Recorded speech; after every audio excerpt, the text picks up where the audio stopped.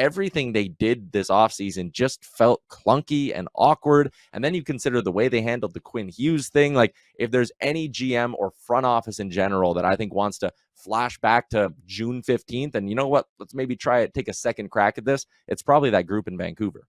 Yeah, the Evander Kane one I never really got, right? And especially for a team that's already had enough stuff go on off the ice, right? You think of the JT Miller, Elias Pettersson. You bring in another guy who's no stranger to a little bit of drama to fit in that room. I don't really think that is the stabilizing leadership you need. And I think Evander Kane's grown up a lot. But then again, you look at this situation with Demko. It's been ugly, right? He has that big contract, and now he's injured again, right? Ty, we've talked about him and where he's at. And you have Kevin Lankinen, who you gave a hefty contract to, but Kevin Lankinen is not the guy that's going to bring to the promised land. He is a good 1B.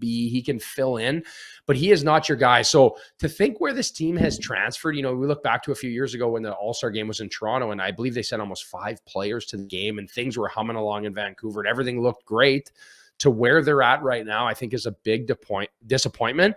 And again, I do feel like they're kind of in this no man's land when you look at their lineup right now, and like Kiefer Sherwood has been like the bright spot with 11 goals on that team, right? Who would have thought that? Thank goodness for his production, which kind of came out of nowhere in that sense. But, moving forward, I'm not sure what this identity of this team is.